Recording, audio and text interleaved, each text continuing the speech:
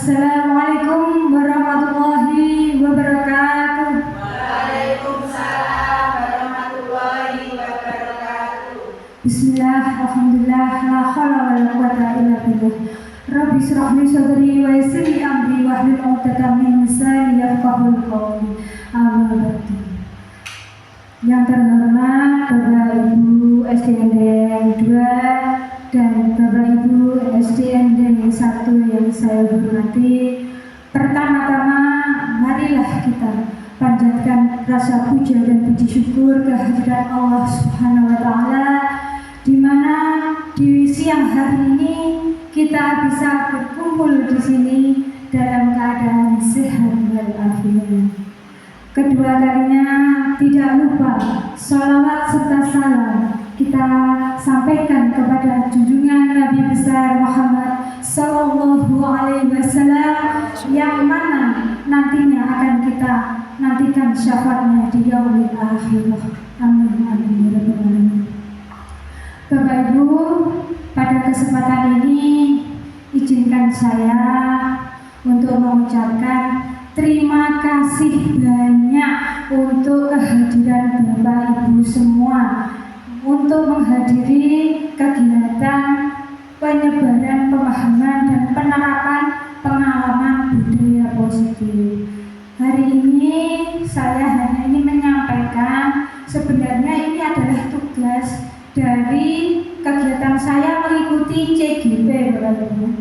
Saya mengikuti CGP angkatan 9 dari SDND 2, dan saya berkewajiban untuk menyampaikan apa yang sudah saya pelajari kepada teman-teman semua. Dan untuk itu sekali lagi saya mengucapkan terima kasih banyak untuk Bapak Ibu sudah hadir dalam kegiatan ini. Tepuk tangan untuk Bapak Ibu semuanya. Santai mawon ya Bapak Ibu. Ya. Nah, untuk kedua kalinya sebelum kita mulai, mari kita berdoa dulu ya Bapak Ibu, agar kegiatan ini nanti membawa manfaat dan berguna untuk anak didik kita nanti. Berdoa. Al-Fatihah.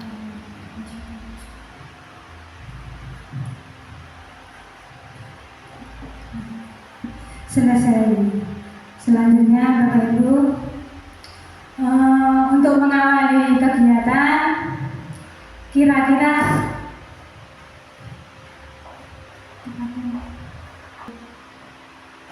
maaf ada gangguan sedikit. Kita lanjutkan. Hari ini adalah membahas tentang penyebaran pemahaman dan penerapan pengalaman budaya positif. Kira-kira menurut Bapak Ibu, apa sebenarnya budaya positif itu? Mungkin dari Bapak Ibu? Iya, betul, disiplin. Apalagi yang baik-baik, sopan santun. Ada lagi kira-kira? Hormat pada guru. Bagus sekali. Kira-kira apa lagi? Sayang pada teman. Nah, banyak sekali nih Bapak Ibu. Budaya positif adalah semua kegiatan yang positif yang bisa dibiasakan kepada anak didik kita.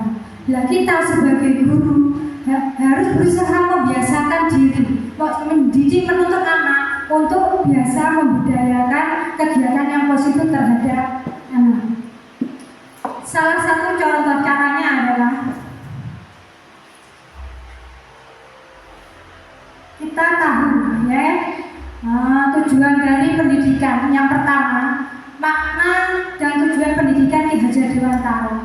Pendidikan adalah sebagai upaya untuk memajukan bertumbuhnya pendidikan budi pekerti, kekuatan batin dan karakter, pikiran serta tubuh anak. Menurut KHD, mendidik dan mengajar adalah proses memanusiakan manusia, sehingga harus memerdekakan manusia dan segala aspek kehidupan, baik secara fisik, mental, jasmani, dan rohani. Nah, di sini Bapak Ibu, tugas kita adalah menuntun anak untuk mencapai hal-hal yang berkegiatan dengan kebudayaan positif. Nah, nanti kita akan mempelajari tentang konsep inti budaya positif. Salah satunya yang pertama nanti ada perubahan paradigma belajar, ada disiplin positif, ada nilai-nilai kebajikan, ada kebutuhan dasar manusia, motivasi perilaku manusia, posisi kontrol guru, keyakinan kelas, dan segitiga restitusi. Dari sini nanti kita akan kupas satu-satu Bapak Ibu apa yang dimaksud dengan paradigma. Paradigma adalah pembelajaran dengan dirancang berdasarkan apa? Pembelajaran berdiferensiasi sehingga para peserta didik belajar sesuai kebutuhan berdasar tahap perkembangan sesuai teori psikologi modern untuk mewajibkan profil pelajar Pancasila. Pendidikan berdiferensiasi yaitu pendidikan yang berpihak kepada anak yang sesuai dengan profil pelajar Pancasila. Kira-kira menurut Bapak Ibu profil pelajar Pancasila itu yang bagaimana? Ya, betul. Beriman dan bertakwa kepada Tuhan Yang Maha Esa. Terus apa lagi? Mandiri. Ada lagi? Bernalar kritis. Apa lagi? Berkebinekaan global, bergotong royong, kreatif. Nah, di sini nanti anak-anak akan dibimbing agar memiliki kepribadian yang demikian sesuai dengan profil pelajar Pancasila. Beriman dan bertakwa kepada Tuhan Yang Maha Esa. Kira-kira pembiasaannya yang sesuai dengan budaya positif, kira-kira yang bagaimana Bapak Ibu? Ya, betul sekali. Diajak sholat duha, sholat jamaah bersama, sholat zuhur ya kalau kita di SD. Nah, terus kemudian untuk yang lainnya selain bersolat, selain sholat jamaah, kira-kira apa Bapak Ibu lagi yang biasa dibiasakan di sekolah? Berdoa sebelum belajar dan sesudah belajar. Mungkin ada lagi Bapak Ibu? Membaca Al-Quran. Ya, kita biasakan anak-anak biasanya setelah waktu istirahat itu membaca Al-Quran. Ya. Banyak sekali kegiatan positif untuk membudayakan kegiatan positif. Yang selanjutnya adalah berkebinekaan global. Kita tahu Bapak Ibu bahwa Indonesia itu apa? Banyak suku budaya bermacam-macam. Sehingga kenapa anak harus tahu nama-nama budaya hasil dari apa? Hasil dari seluruh kebudayaan yang ada di Indonesia. Karena negara Indonesia itu berpulau-pulau sehingga banyak sekali suku budaya yang ada. Anda harus mengenal Bapak Ibu. Anda harus mengenal, harus secara mengetahuinya secara global. Dan bergotong royong. Kira-kira apa Bapak Ibu? Piket bersama, betul sekali. Ada lagi Bapak Ibu? Kerja bakti, ya betul sekali. Banyak sekali kegiatan gotong royong yang bisa diwujudkan di sekolah. Kemudian kalau kreatif, kira-kira apa Bapak Ibu? Anak-anak kreatif. Ya, kita juga harus kreatif ya. Di kelas kita mungkin bisa melakukan kegiatan-kegiatan permainan. Ya, kita bisa bermain. Misalnya biar kegiatan itu anak-anak itu menarik, kita bermain dengan cara bernyanyi atau bertepuk tangan. Nah, gitu. Itu adalah menciptakan kreativitas terhadap anak. Atau kita membuat media-media atau hasil dari pembelajaran sebenarnya memanfaatkan botol minuman untuk tempat pensil misalnya atau tempat tisu. Itu kan mendidik anak untuk kreatif. Banyak sekali Bapak Ibu ya. Yang lain adalah mandiri. Anak diajari untuk apa Bapak Ibu? Mandiri. Mereka bisa terlatih untuk menjadi anak yang mandiri, kuat, tidak mudah mengeluh. Itu tujuan dari apa? Profil profil belajar Pancasila. Nah, dari situ mungkin banyak orang itu beranggapan kalau kita mengajarkan anak itu langsung bisa, tapi kan segala sesuatu itu butuh proses. Tidak bisa apa Bapak Ibu instan, semuanya bertahap. Jadi tidak bisa anak langsung kamu harus jadi A, kamu harus jadi B, itu kan tidak bisa. Karena memang kita tahu, karena yang kita ketahui, kita merasa kita itu adalah seorang pengontrol, ya. Di sini kita akan belajar. Ilusi guru adalah mengontrol murid, seolah kita itu bisa mengontrol murid. Ya, contohnya, anak-anak ketika datang waktu pagi, kira-kira Bapak Ibu hari Senin ya, waktu upacara, menurut Bapak Ibu, mereka itu datang setengah 7 tepat. Kira-kira menurut Bapak Ibu, mereka datang setengah 7 itu karena keinginan dari diri mereka sendiri atau mereka takut karena kena hukum? Ya, ada yang berasal dari unsur intrinsik dari keinginan diri sendiri karena tidak takut untuk hukuman karena paksaan, ya. Mungkin sebagian mungkin masih ada yang karena paksaan, takut karena hukuman, karena sanksi. Nah, kita nanti akan menerapkan anak agar apa? Berdasarkan dari intrinsik, dari keinginannya sendiri, bukan karena paksaan. Kita tidak boleh mengontrol sesuai keinginan kita. Kita sebagai guru tidak bisa mengontrol anak. Yang kedua adalah ilusi bahwa semua penguatan positif efektif dan bermanfaat. Kira-kira kalau Bapak Ibu membujuk anak, sesuk sampai di gua nenggon tempat sampah. Hari ini mereka mungkin akan membuangnya ke tempat sampah. Kira-kira jika besok kita tidak tahu tidak mengingatkan kembali, apakah anak-anak akan juga melakukannya lagi ke tempat sampah? Kira-kira kadang ya, kadang tidak. Inilah ini yang termasuk dengan tentang teori kontrol juga. Memberikan bujukan positif belum tentu memberikan reaksi terhadap anak. Terus kemudian ilusi bahwa kritik dan pembuatan rasa bersalah mampu menguatkan karakter. Contohnya, sampai di bocah kok nakal masa aku guru iki lho, mendino apa jenenge iki merawat awakmu kan, tapi sampeyan iki lho kok gak mari-mari lek nakal. Nah, itu adalah memberi rasa bersalah. Kira-kira anak-anak nanti apakah akan berpikir dia akan tumbuh menjadi anak yang benar-benar disiplin positif berdasarkan nilai yang ada dalam dirinya atau karena tekanan guru? Ya, nanti kita akan menunjukkan dia, karena dia kan ngesakne gurune tadi, ya. Dia ngesakne gurune karena apa? Dia merasa bahwa kritik dan rasa bersalah mampu menguatkan karakter.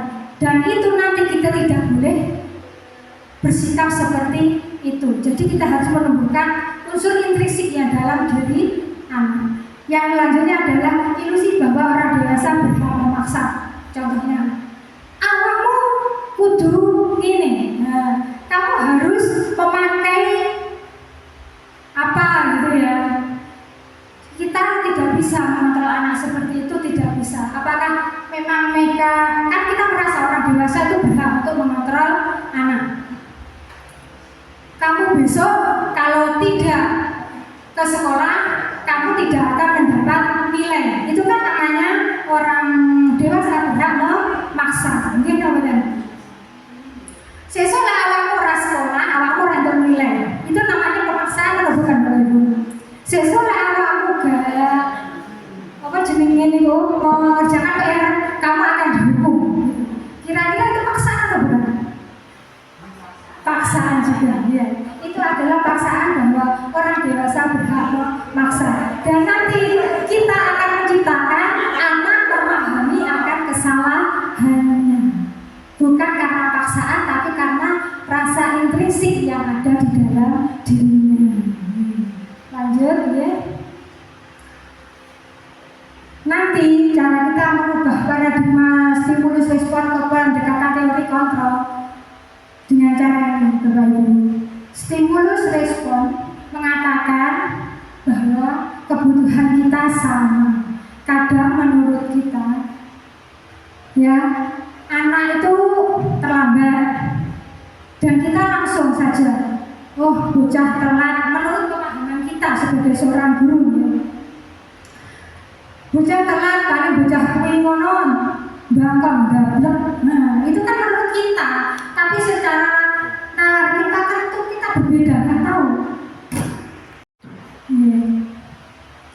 Ya, tadi realitanya kebutuhan kita adalah sama. Ya, tadi ditunjukkan kalau anak itu terlambat, kita merasa bahwa anak itu adalah anak yang nakal. Padahal tidak tahu tadi terlambatnya itu anak karena membantu ibunya dulu atau karena apa, kita kan tidak tahu. Kalau anak tadi membantu ibunya dan kita merasa, kan kita tidak bertanya dulu ya, kita tidak bertanya apakah tadi kenapa dia terlambat. Ujung-ujung tiba-tiba kita bilang kamu itu anak kamu. Itu yang dimaksud dengan realita kebutuhan kita beranggapan bahwa sama dengan kita. Pada realitanya berbeda. Anak terlambat tadi karena membantu ibunya, bukan karena bangkok menurut pemahaman kita. Kemudian semua orang melihat hal yang sama ya seperti yang pertama tadi ya. Padahal semua orang memiliki gambaran yang berbeda. Misalnya, saya suka warna kuning. Ya, apakah anak-anak nanti suka dengan warna kuning kira-kira? Belum tentu, bagus. Ya, bagus sekali. Anak-anak belum tentu juga suka warna kuning. Ya. Jadi itu yang dimaksud dengan setiap orang memiliki gambaran yang berbeda. Kita mencoba mengubah orang agar berpandangan sama dengan kita. Kita beranggapan bahwa orang itu harus sama dengan kita. Apakah bisa, Bapak Ibu? Tidak bisa. Nah, padahal realitanya adalah kita berusaha memahami pandangan orang lain tentang dunia. Karena mereka itu punya angan-angan sendiri, Bapak Ibu. Gitu, Bapak. Mereka punya angan-angan sendiri. Anak itu punya gambaran. Oh, aku ini senang aku dolanan. Aku ini senang aku olahraga. Aku ini senang aku matematika. Realitanya seperti itu, ya. Tapi kita memaksa anak ini misalnya Pak Hadi punya siswa olahraga, bakatnya di olahraga, dan Bu Nur punya siswa yang pandai sekali matematika. Tapi Pak Hadi memaksa untuk mengikuti siswanya Bu Nur untuk senang matematika. Kira-kira bisa nggak, Bu? Tidak bisa. Ya, karena mereka punya pemahaman sendiri, begitu. Jadi kita harus tahu, harus bisa mengontrol mereka sesuai dengan keinginan mereka. Boleh, silakan. Jadi kita tidak boleh memaksa. Iya. Terus apa yang kita lakukan supaya bisa menjadi satu visi-misi gitu maksudnya. Oh, Nah, iya. kita banget belum jelas apa kita harus mungkin jelek, mungkin ini. Ya, tidak. Oh, ya, bagus sekali berarti. Pertanyaan bagus. Apakah kita boleh memaksa? Pertanyaan kan yang berikut. Jawabnya apa, Bapak Ibu? Tidak boleh. Kita tidak boleh memaksa. Kita kembali ke awal. Tugas seorang guru adalah menuntun kodrat anak sesuai dengan kodratnya. Ya, karena Ini Bu, kalau ada anak yang sama, terus kita mau mengarahkan supaya dia itu tahu salah terus benar manut apa sih benar itu. ya, bagus sekali Bu Sikoma. bagaimana caranya untuk membimbing anak sesuai dengan budaya positif tadi. Anak yang salah menjadi anak yang benar, anak yang gagal menjadi anak yang sukses. Nanti akan kita bahas di belakang. Nanti ada namanya segitiga restitusi. Nah, di sini kita belajar dulu tentang teori kontrol tadi yang kita beranggapan bahwa orang itu masih teori dulu. Ya, nanti kita akan gambarkan selanjutnya ke poin selanjutnya. Nanti terima kasih. Nanti kita kupas di belakang ya. Jawabannya kita tidak boleh memaksa. Ini masih teori kontrol. Memaksa itu apa sama dengan perundungan? Tidak sama. Memaksa itu tidak sama dengan perundungan. Nanti ada Bapak, nanti di belakang ada hal-hal apa itu namanya bullying atau perundungan. Nanti kita itu apa yang disebut dengan hukuman. Hukuman itu kode sama dengan namanya bullying tadi Pak. Nanti ada di belakang, ada kita kupas lagi ya. Nah ini tadi ya, pemaksaan ada pada saat bujukan gagal ya. Dipaksa. Contohnya kita ini seolah-olah tadi seperti memaksa panjenengan. Oh kan, apakah anak itu boleh dipaksa gitu? Ini kan menurut kita, respon kita gitu. Apakah anak bisa dibujuk atau saat gagal maksudnya mereka itu kamu tuh harus begini gitu. Apa boleh kan nggak boleh. Padahal ini kita harus melakukan apa Bapak? Kolaborasi dan konsensus menciptakan pilihan-pilihan baru. Kita harus melakukan pendekatan tadi loh Bapak. Anak dipanggil misalnya, gitu. Anak dipanggil dulu, apa tuh masalahmu? Nanti kita kupas di segitiga restitusi. Ini masih. Kemudian model berpikir menang kalah. Nanti kita merasa kalau mendidik anak itu dia kalah, kita menang. Ya biasanya seperti itu. Kamu salah, saya yang benar. Kan guru kan biasanya seperti itu. Contohnya saya sendiri. Anak itu salah, saya yang benar. Kan begitu. Pada dasarnya model berpikirnya menang. Anak itu merasa seharusnya anak itu merasa tahu akan kesalahannya dan mau berubah, dan guru juga tahu kalau memang itu memang benar dan itu mendidik untuk menjadi anak yang baik. Yang maksudnya begitu. Jadi semua merasa menang. Guru puas akan bimbingannya untuk mendidik anak menjadi anak yang sukses, dan anak sendiri merasa dirinya itu tahu akan kesalahannya dan tidak merasa orang yang gagal. Maksudnya seperti itu. Kita lanjut. Kita nanti akan menerapkan namanya disiplin positif setelah tahu miskonsepsi teori tadi yang namanya teori kontrol. Dari hal tadi kita nanti akan menerapkan disiplin positif.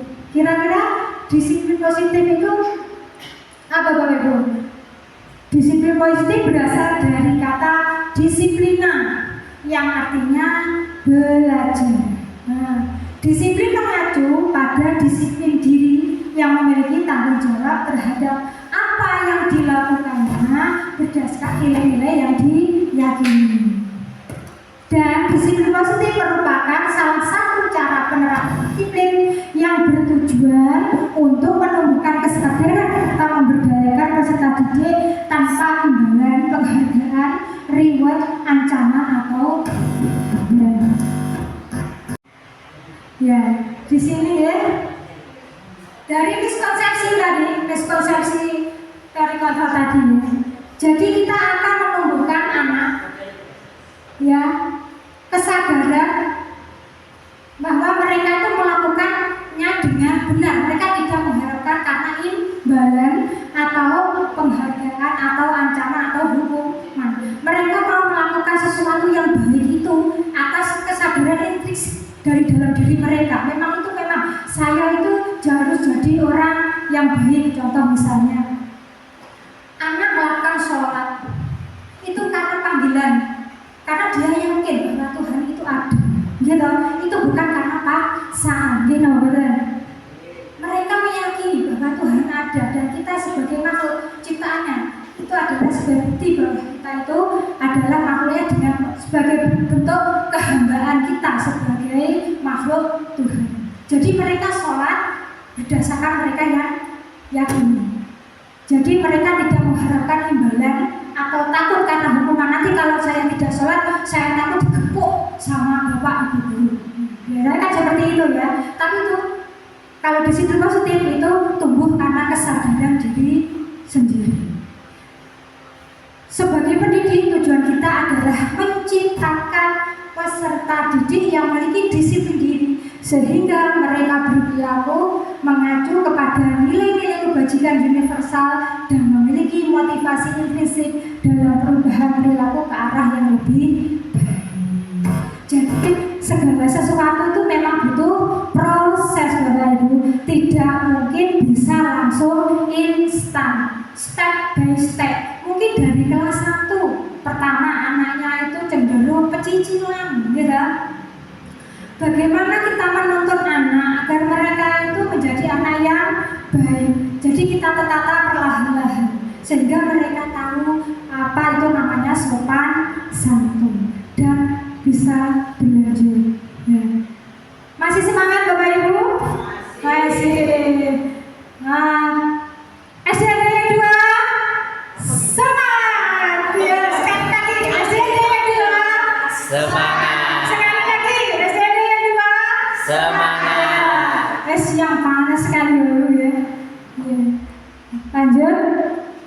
Ya, surah guru tujuannya adalah menuntun anak untuk mencapai keberhasilan. Nah, bagaimana caranya? Yaitu dengan cara menanamkan nilai-nilai kebajikan tadi. Nah, gitu. Setelah kita tahu bahwa kita itu tahu nanti miskonsep teori tadi, kita tahu bagaimana dengan cara memberikan nilai kebajikan kepada anak. Kita menuntun anak dengan cara memberikan apa? Nilai-nilai kebajikan. Nilai kebajikan yang artinya adalah nilai yang disepakati bersama, lepas dari suku, bangsa, agama, bahasa maupun latar belakangnya. Nilai kebajikan itu sudah terdapat di profil pelajar Pancasila. Contohnya tadi beriman dan bertakwa kepada Tuhan yang Maha Esa dan berakhlak mulia. Ada namanya tadi berkebinekaan global, gotong royong, mandiri, kreatif dan bernalar kritis. Itu adalah nilai-nilai kebajikan yang tadi yang beriman dan bertakwa. Contohnya apa Bapak Ibu? Sholat bersama, sholat jamaah kan tadi nilai kebajikannya itu. Terus gotong royong tadi contohnya tadi apa? Kerja bakti. Ya. Terus selanjutnya yang menurut Ibu Primerijus adalah toleransi, rasa hormat, integritas, mandiri, menghargai, antusias, empati, keingintahuan, kreativitas, kerjasama, percaya diri dan komitmen. Itu menurut Ibu Primerijus nilai-nilai kebajikannya. Ya, menurut keterampilan hidup life skill, nilai kebajikan itu seperti dapat dipercaya, lurus hati, pendengar yang aktif, tidak merendahkan orang lain, dan memberikan orang yang terbaik dari diri. Itu adalah nilai kebajikan yang kita berusaha kita berikan, maksudnya anak kita tuntun untuk mendapatkan mempunyai nilai-nilai kebajikan tersebut. Kira-kira Bapak Ibu, menurut Bapak Ibu yakin bahwa ini nilai-nilai kebajikan bisa diterapkan apa betul? Bisa. Ya, karena di masa anak usia SD itu adalah pengembangan karakter. Ya, karakter yang paling utama karakter adalah di usia SD. Karena mereka itu adalah apa Bapak Ibu? Meniru. Karena sifat mereka itu kalau di usia SD adalah meniru. Dan kita sebagai seorang guru adalah sosok yang ditiru. Guru sosok yang digugu dan ditiru. Makanya kita harus apa Bapak Ibu bisa menjadi contoh. Kira-kira kalau bapak gurunya itu maksudnya gini, contoh misal berpakaiannya tidak rapi, apakah jika bapak ibu melihat anak itu tidak berpakaian rapi dan ibu memberikan kamu itu harus berpakaian rapi, bagaimana toh? Kira-kira anak tadi akan mengikuti bapak ibu atau bapak? Nah, itu pasti anak-anak begini ya bu deh. Padahal itu Pak kita adalah sosok yang dicontoh. Nah, kita datang tepat waktu. Nanti anak itu akan mencontoh kita datang tepat waktu. Itu maksudnya ya kita sebagai sosok guru yang harus bisa menjadi contoh suri tauladan bagi anak. Jadi tanpa kita berbicara, anak itu sudah melihat karakter kita sebagai seorang guru. Jadi nggak perlu kita itu banyak bicara sebenarnya menurut saya itu. Tapi dengan praktek-praktek itu loh, dengan cara praktek ya nyata kita, itu anak akan mengikuti karakter kita. Kalau kita itu kebiasaannya baik, insya Allah anak didik kita akan menjadi anak yang baik. Kita datang pagi, anak juga akan datang pagi. Jadi kalau kita datang siang, anak juga begitu. Untuk datang pagi pun juga anak akan sulit. Kita lanjut Bapak Ibu. Kita akan menerapkan nilai kebijakan, tapi sebelumnya kita juga harus tahu tentang kebutuhan dasar manusia sebelum menciptakan nilai-nilai kebajikan tadi. Kebutuhan dasar manusia adalah segala sesuatu yang kita lakukan untuk mendapatkan apa yang kita inginkan. Seluruh tindakan yang kita lakukan memiliki tujuan tertentu dan semua usaha terbaik yang kita lakukan adalah dalam rangka agar kebutuhan dasar kita terpenuhi dengan baik.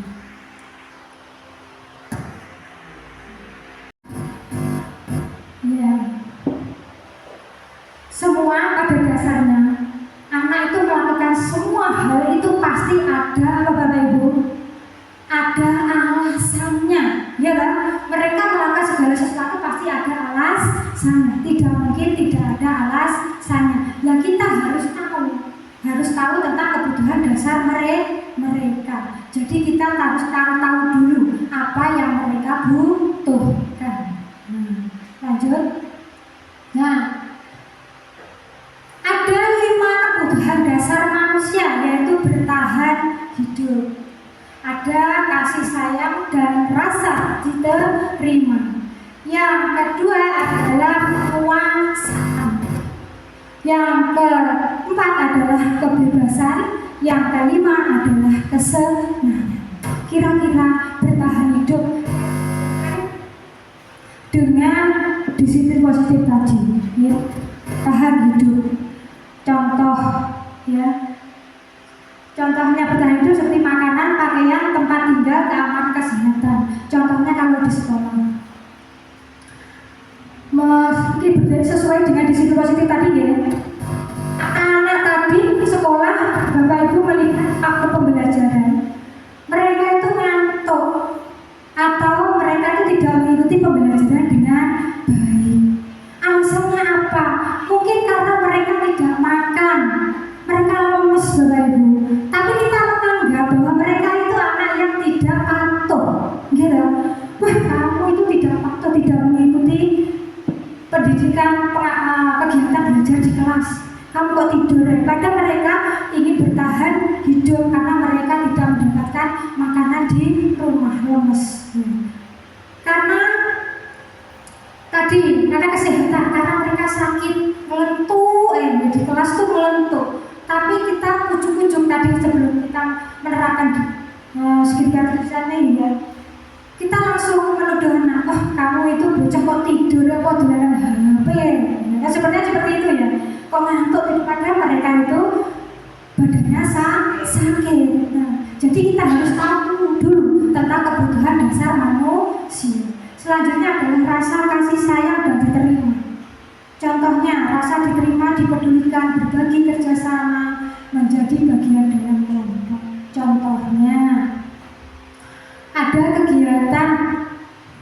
bersih. Bapak Ibu membuat kegiatan kelompok anak-anak dan Bapak Ibu menunjuk ya, anak-anak tidak memilih kelompoknya, tapi Bapak Ibu yang langsung menunjuk membuatkan kelompok. Dan ada mungkin anak yang sekarang itu namanya plek-plek, ya, lega amor pleke, ya, anak itu biasanya kan tidak aktif, ya, tidak ingin berinovasi, tidak ingin aktif di dalam kelompoknya, kan mereka selalu bermain sendiri. Ada mereka senangi di kelompok tersebut. Nah itu tadi terus kita langsung bocah kok gak aktif, kancane aktif, sampai kok gak aktif. Dan itu yang membuat apa? Sebenarnya mereka itu butuh kasih sayang dan rasa diterima, karena mereka merasa temannya itu tidak cocok dengan dia merasa tidak diterima di kelompoknya gitu. Jadi kita harus tahu kenapa anak itu tidak aktif. Ya mungkin karena mereka pengen merasa tidak diterima di dalam kelompoknya. Jadi kita harus tahu dulu. Yang kemudian adalah penguasaan, harga diri, keinginan untuk dianggap memimpin, berprestasi, diakui, didengar. Kadang-kadang itu di kelas itu ada anak yang aktif, Bapak. Setiap ditanya, iya bu, ya saya bu bisa. Karena mereka itu mempunyai harga diri, merasa mereka punya harga diri, saya ingin diakui, saya adalah anak yang pandai di kelas saya. Karena mereka punya rasa ingin penguasaan, punya rasa penguasaan yang ingin diakui. Kalau dia itu paling hebat di kelasnya. Kemudian kebebasan, yaitu mandiri, memiliki pilihan, mencoba hal baru, mampu mengendalikan arah dirinya. Mereka itu ingin kebebasan.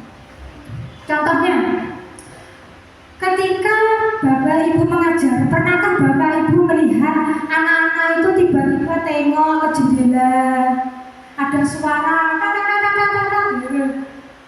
Anak-anak itu melihat di jendela, ya kan? Karena kita tahu cara belajar anak itu ada namanya auditory, apalagi visual, ada kinestetik, itu sekali Bapak Ibu. Nah, bagaimana kita mengetahui agar anak itu mau belajar dengan baik? Kita cari dulu apakah anak itu memang benar model pembelajaran yang kita terapkan itu sesuai dengan anak atau tidak. Kadang itu anak itu suka mendengar, kadang anak itu suka melihat, kadang anak itu suka kinestetik gerak. Ya, jadi kita harus tahu dulu. Terus kesenangan, kebutuhan anak itu adalah senangnya bermain terus. Bagaimana cara kita mengantisipasi mereka itu mendapat kesenangan? Yaitu dengan cara bermain, humor, antusias, tertawa. Mungkin tadi kita bisa membuat mereka bermain dengan cara apa tadi? Bernyanyi di kelas.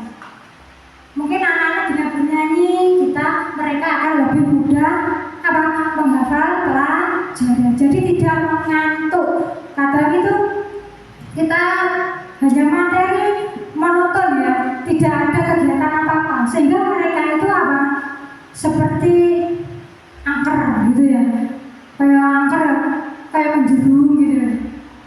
Kan kelihatan gak enak. Kita juga kalau di tidak ada kegiatan yang menyenangkan itu kan sebenarnya males gitu ya, males. Nah, kita pun seperti anak-anak pun seperti kita, Bapak Ibu. Kalau tidak ada hiburan itu juga mantuk, males gitu. Nah, anak sama seperti kita, anak juga ingin kesenangan. Nah, kira-kira dari perilaku tadi, motivasi perilaku manusia, apa yang membuat anak-anak itu melakukan disiplin positif? Kira-kira apakah untuk menghindari ketidaknyamanan, apakah untuk mendapatkan imbalan atau penghargaan dari orang lain, untuk menjadi orang yang mereka inginkan dan menghargai diri sendiri dengan nilai-nilai yang mereka percaya? Kira-kira lebih banyak kemana, Bapak Ibu? Kalau motivasi kan ada dua, Bapak Ibu.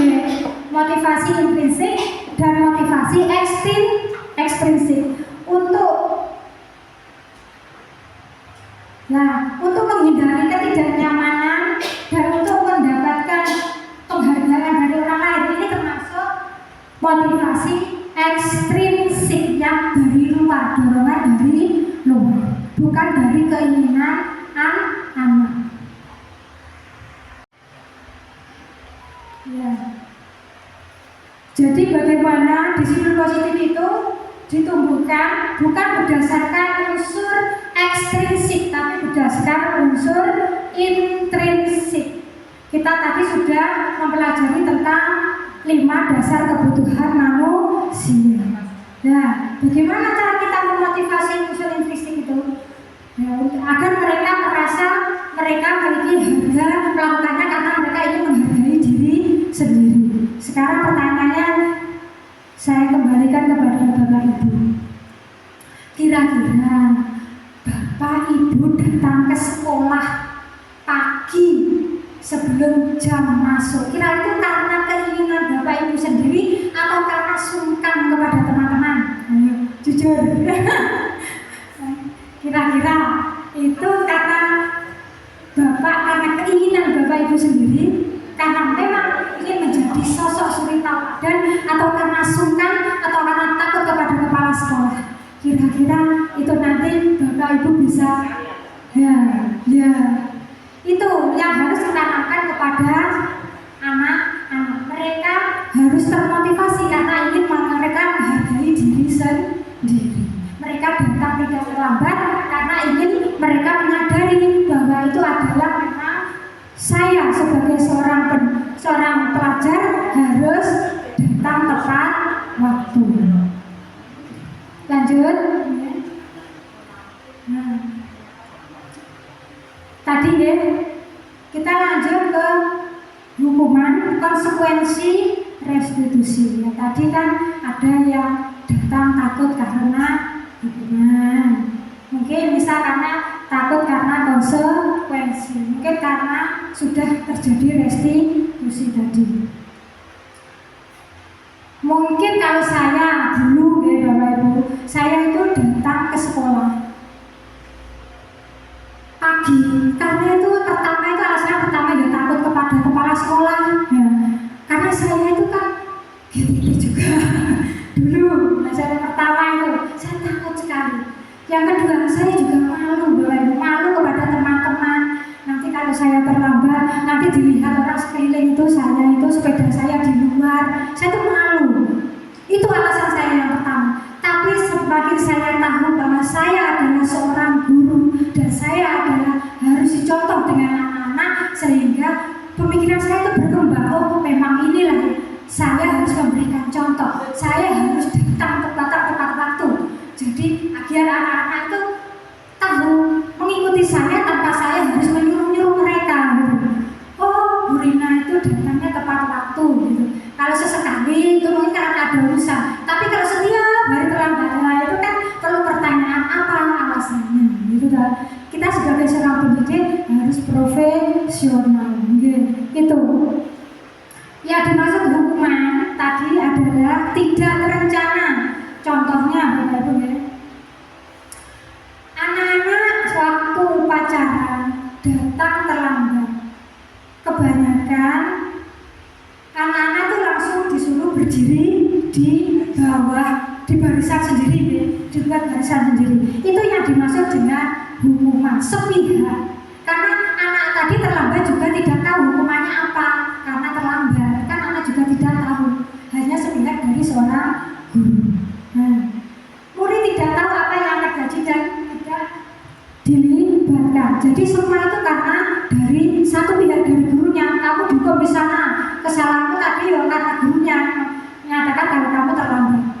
Itu hanya satu sepihak, satu arah, bukan fisik atau psikis. Ya tadi kalau fisik ya tadi berdiri sendiri atau disuruh berlari. Ya bengi lapangan 2 kali atau 3 kali atau begitu, itu hubungan fisik. Kalau psikis mungkin anak itu diberi kata-kata yang mungkin bisa atau kata-kata kasar gitu. Mungkin anak itu nanti ya itu kita akan menjaga itu, jangan terus sampai kita itu anak-anak itu dirinya. Kita itu pernah mengucapkan kasar kepada mereka karena usia anak SD itu sampai kapan mereka akan teringat. Karena anak SD itu long termnya tinggi, Bapak Ibu.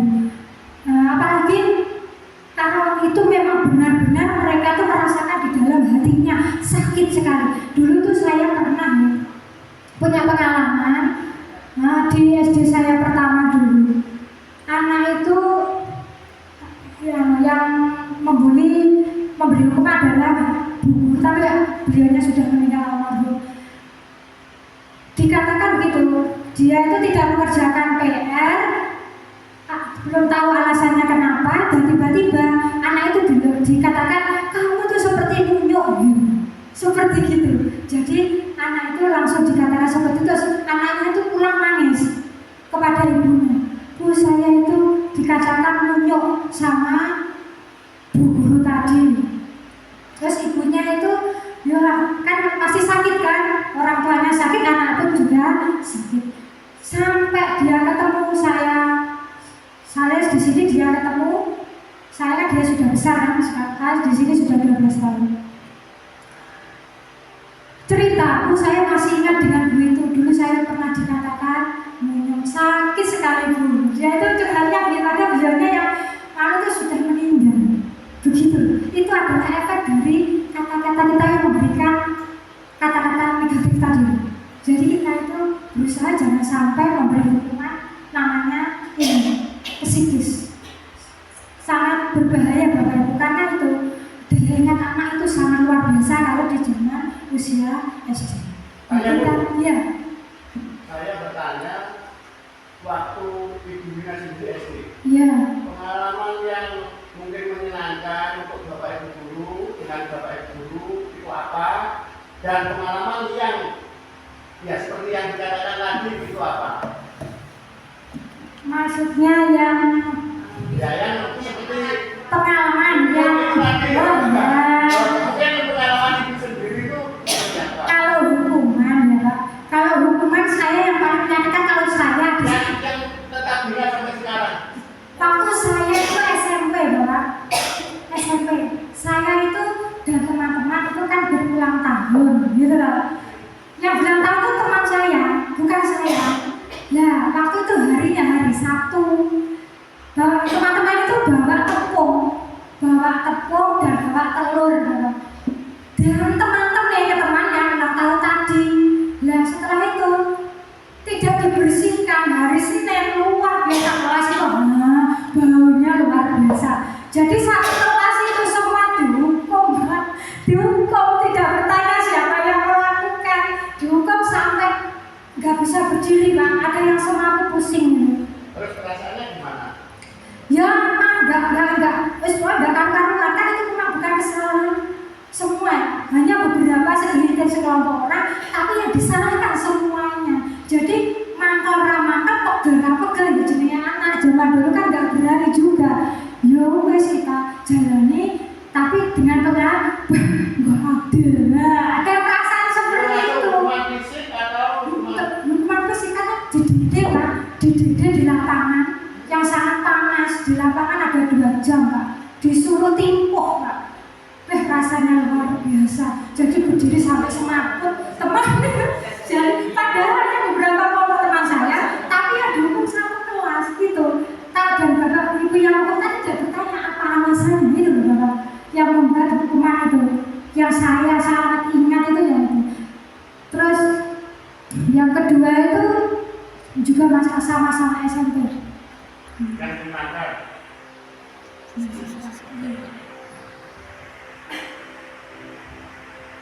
Pengalaman saya yang menyenangkan itu waktu SMP juga, Bapak.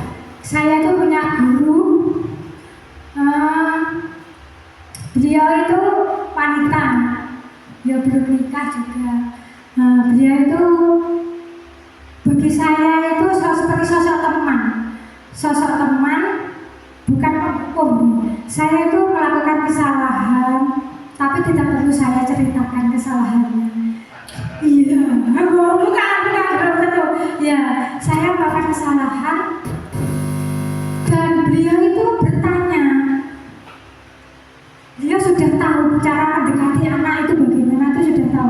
Saya itu merasa senang sekali gitu. Oh, ada orang guru itu memperhatikan saya gitu. Oh, saya itu kok merasa bagaimana ya, diperhatikan, saya tidak dimarahi gitu. Jadi saya itu senang sekali gitu loh Pak. Saya menemukan solusi atas permasalahan yang saya lakukan. Jadi saya itu merasa senang sekali gitu. Jadi saya itu bentuknya hanya sebuah pertanyaan dan saya dicarikan solusi untuk menyelesaikan masalah saya tadi. Jadi saya itu merasa senang gitu. Karena memang seseorang itu memang butuh pendamping untuk menyelesaikan sebuah masalah. Begitu. Jadi Pak Angga tetap saya ingat, ibunya rumahnya di desa Butuh. Saya luar biasa. Ya. Itu pengalaman yang menyenangkan untuk saya. Terus sekarang yang namanya kita lanjut Bapak untuk konsekuensi.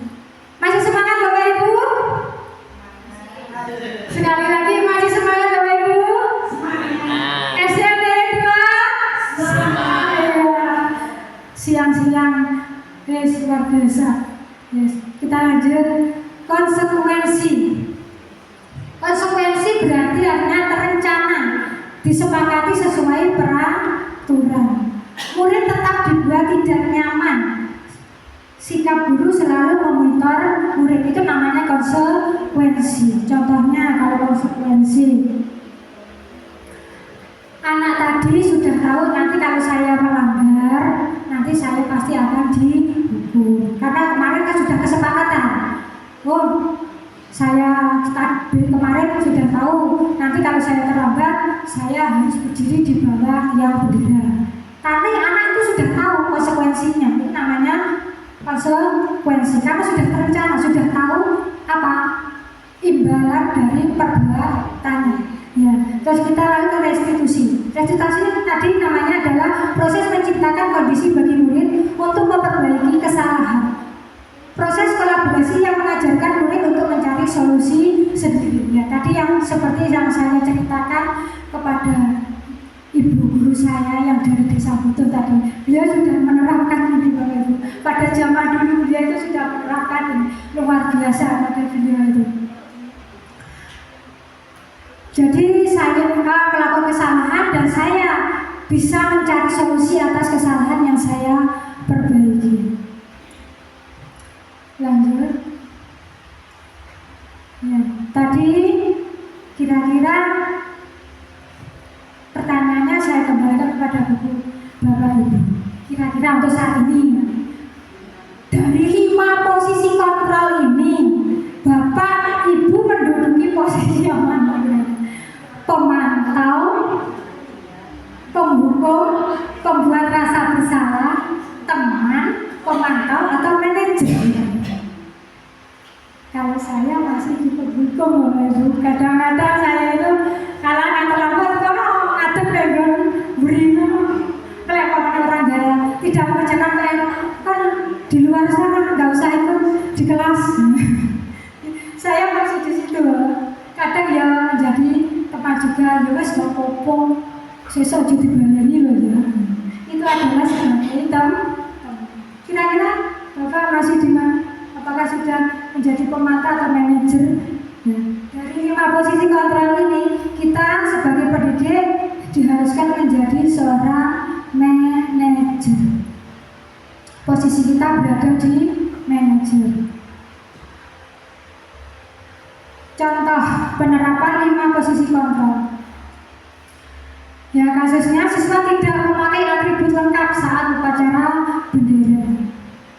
Kalau penghukum tadi hormat pada bendera selama 1 jam, itu adalah contoh penghukum. Tidak bertanya dulu kenapa alasannya mereka terlambat. Itu adalah contoh posisi kontrol sebagai seorang penghukum. Terus kalau berapa kali ibu atau bapak harus memberitahu kamu selalu saja menjalankan bapak ibu. Itu ada di dalam posisi apa Bapak Ibu?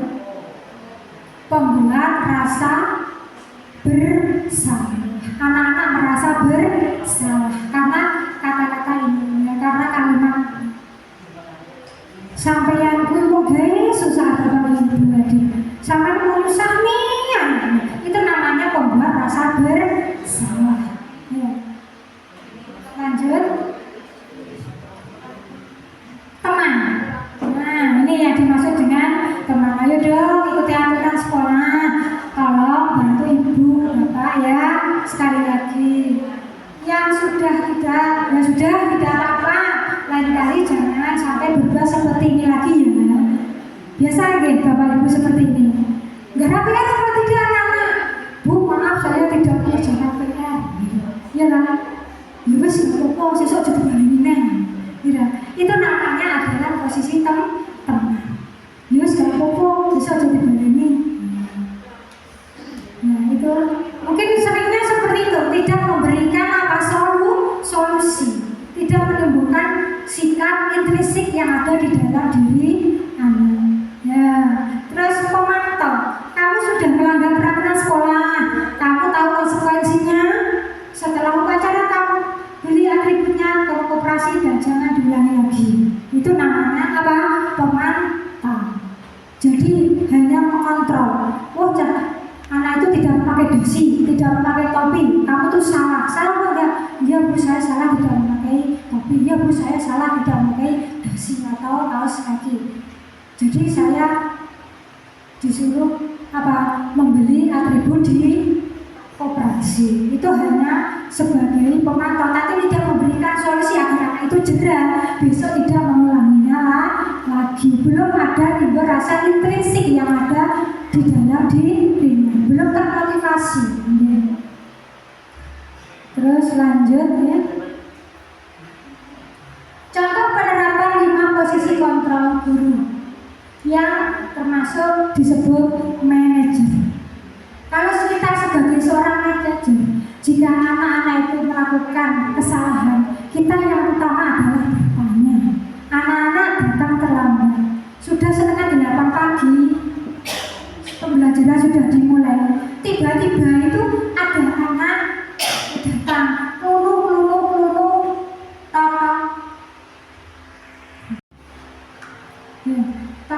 tak anak, bu maaf saya terlambat.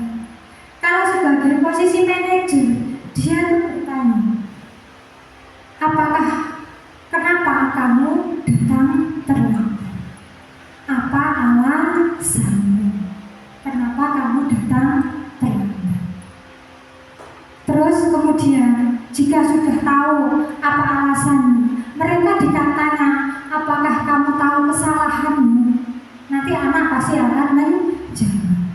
Kalau mereka sudah mengetahui kesalahannya, mereka kita kira-kira tuntun. Kira-kira bagaimana kamu memperbaiki kesalahanmu dengan tidak mengulanginya lagi terlambat ke sekolah. Mereka merasa timbul dari dalam dirinya agar mereka tidak terlambat lagi ke sekolah. Mereka akan mencari cara dari alasan-alasan karena mereka terlambat tadi, bagaimana mereka tidak terlambat sekolah. Mereka mencari solusi untuk mengatasi permasalahannya dengan agar mereka bisa tetap datang ke sekolah tepat waktu. Nah, itu sebagai manajer. Dari gagal menjadi sukses.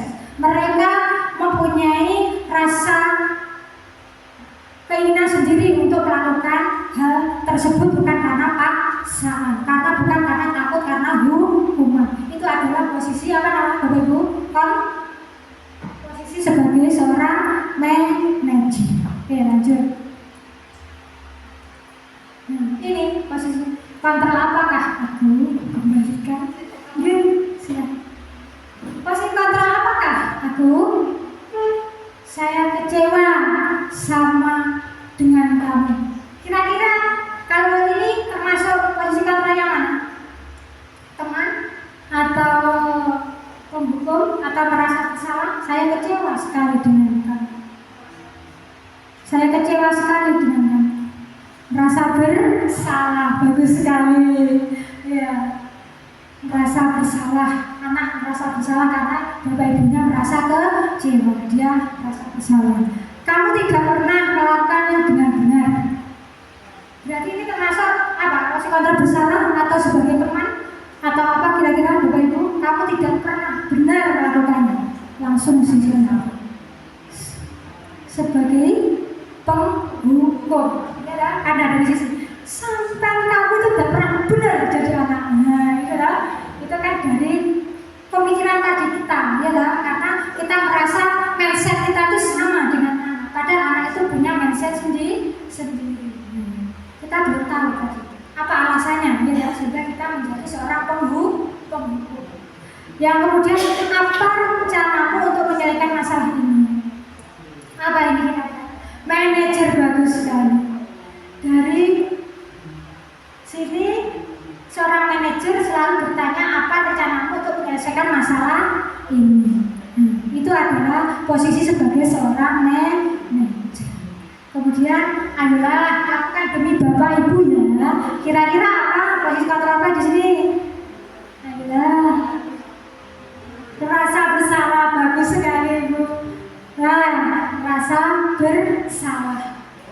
Mungkin Bapak Ibu sering melakukan ini. Ayo dong. Ya tidak Ibu. Ya kita masih pada posisi kontrol, merasa bersalah. Kemudian kamu tidak pernah mendapat nilai jika tidak mengerjakan tugas. Ini kira-kira apa? Teman atau penghukum? Penghukum. Kamu tidak akan dapat nilai jika tidak mengerjakan tugas. Pemantau atau penghukum? Pemantau atau penghukum? Kira-kira kamu tidak pernah mendapat nilai jika tidak mengerjakan tugas. Ini pemantau, bagus sekali.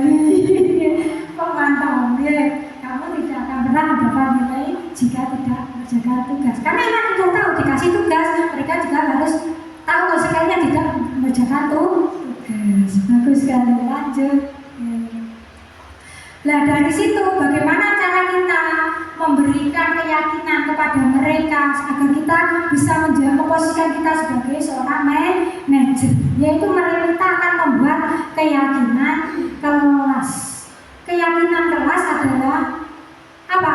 Kegiatan keyakinan yang sudah dimiliki oleh anak dan sudah disepakati oleh seorang anak. Keyakinan itu sesuatu yang diyakini. Anak itu sudah tahu keyakinan apa, keyakinan universal apa. Nilai kebajikan tadi loh Bapak Ibu. Nilai-nilai kebajikan tadi sudah tertanam dalam diri anak. Oh saya itu harus sholat karena saya adalah makhluk Tuhan. Saya harus datang tepat waktu karena memang saya harus menjadi anak yang bertanggung jawab. Itu adalah nilai-nilai kebajikan. Bagaimana kita menerapkan keyakinan kelak di dalam kelas dari nilai-nilai kebajikan yang anak-anak sudah miliki. Dari sini pertanyaannya dulu, mengapa keyakinan kelas, mengapa bukan peraturan kelas? Kita kembalikan lagi, karena kalau keyakinan itu sudah berasal dari unsur intrinsik yang ada di dalam hati anak. Sudah dari pikiran anak itu sendiri bahwa mereka melakukannya karena memang dasar dari keyakinan yang mereka miliki. Karena rasa ingin bertanggung jawab, rasa ingin mandiri, rasa ingin menghargai diri sendiri. Nah, itu keyakinan yang itu adalah keyakinan. Kalau peraturan itu kan hanya dibuat, bukan diyakini ya. Iya, peraturan itu. Kalau peraturan kan ya, betul Ibu. Peraturan itu sifatnya memaksa. Karena anak itu tidak kita yakin atau tidak, ya, karena itu kan sudah tertulis, ya. Peraturan sudah tertulis. Anak tidak diajak ikut untuk melakukan peraturan tersebut. Gitu, betul. Iya, bagus sekali pertanyaannya. Apakah peraturan bisa untuk menumbuhkan keyakinan? Kita bisa menumbuhkan peraturan menjadi keyakinan. Nah, peraturannya itu kita kupas. Apakah peraturannya ini kita, misalnya peraturannya tidak dilarang membuang sampah. Contohnya ya, Bu ya. Peraturannya dilarang membuang sampah sembarangan. Peraturannya begitu. Terus bagaimana anak meyakini kalau itu caranya dibuang menjadi keyakinan kelas? Yaitu kebersihan. Bisa, ya itulah caranya. Jadi peraturan itu adalah kalimat-kalimat negatif yang diubah menjadi kata-kata positif. Iya, akhirnya terbiasa. Jadi dari gagal menjadi sukses. Tadi peraturan adalah sifatnya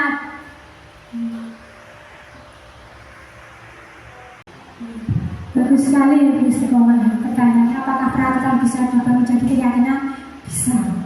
Ya, tadi contohnya dari kata-kata negatif dilarang membuang sampah sembarangan diubah menjadi buanglah sampah pada tempatnya, karena mereka meyakini jika sampah dibuang kepada di tempatnya akan menjaga kebersihan dan juga kesehatan lingkungan.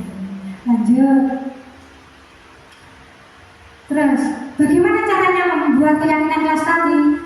Caranya pembentukannya pertanyaan bersifat abstrak, ya, berupa pernyataan universal atau menyeluruh, ya, dibuat dalam pernyataan positif tadi, tidak menggunakan kata-kata negatif, sedikit saja agar mudah diingat, jadi tidak perlu panjang lebar Bapak Ibu. Ya tadi, sesuai dengan kondisi kelas dan sekolah sehingga mudah diterapkan.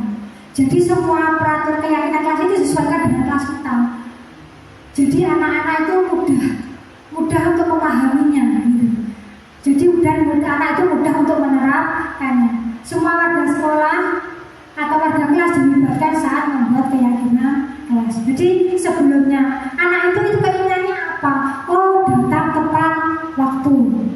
Bukan dilarang terlambat, itu bukan, tapi anak datang tepat waktu. Itu mungkin keyakinan, karena kita adalah seorang peserta didik yang harus disiplin. Jadi keyakinan seperti hasil kesepakatan kelas. ya, kesepakatan kelas, tapi itu sudah ada nilai kebajikan dari dalam dirinya. Sudah ada rasa, itu memang unsur intrinsik yang mereka yakin memang saya itu anak yang dimandiri, yang disiplin. Saya harus menerapkan, harus datang tepat waktu. Bukan karena peraturan dilarang terlambat, itu bukan, karena memang saya harus datang tepat waktu, karena saya adalah anak yang disiplin. Jadi ini mereka diajak kolaborasi, tujuannya itu Bapak Ibu, tujuannya agar mereka apa yang mereka buat itu sesuai dengan nilai-nilai yang mereka yakini. Mereka semua melakukannya bukan karena takut, karena apa hukuman atau karena mereka ingin mendapatkan reward atau hadiah, tapi memang mereka berdasarkan dari keyakinan nilai-nilai kebajikan yang sudah mereka yakini di dalam diri. Iya, saya itu harus melakukan seperti ini sebagai bentuk harga diri saya sebenarnya itu. Iya, ditunjukkan seperti itu dengan cara nanti anak menempel setiap, terus nanti itu dilakukan secara konsisten. Oh, saya itu harus begini. Gitu. Lanjut ya. Nah, selanjutnya adalah penerapan segitiga restitusi. Tadi kita sudah tahu kebutuhan dasar manusia.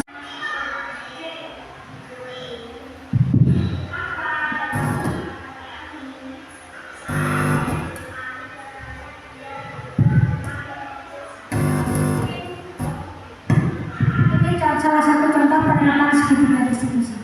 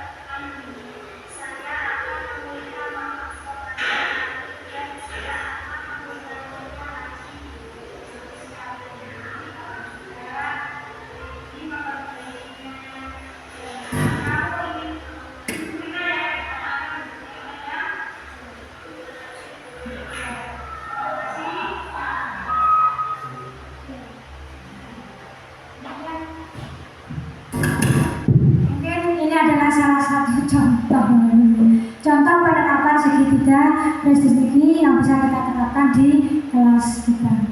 Terus kemudian bentuk ya. Masih semangat atau sudah mengantuk, Ibu? Ya, mengantuk karena sudah siang sekali ya. Sudah sangat siang sekali. Ya, tentunya dalam penerapan disiplin positif hendaknya guru memiliki standar kepribadian profesional dan sosial yang baik, di mana guru mampu merefleksi dirinya sebagai pelaku kontrol saat ini. Bagaimana perjalanan dirinya sebagai among, manajer yang menuntun murid-muridnya menjadi insan yang mandiri, merdeka dan bertanggung jawab. Ya, guru tadi adalah sosok yang digugu dan ditiru. Ya, sesuai dengan filosofi Ki Hajar Dewantara. Ya. Mungkin ada pertanyaan Bapak Ibu? Pas? Tidak ada lagi? Ya, kita harus berusaha menerapkan segitiga restriksi untuk membudayakan disiplin positif. Ya. Insya Allah bisa Bapak Ibu? Bisa diterapkan? Bisa, alhamdulillah. Tepuk tangan untuk kita semua. Alhamdulillah, dari awal sampai saat ini Bapak Ibu bersemangat ya, luar biasa. Terima kasih karena sudah mengikuti kegiatan ini sampai selesai.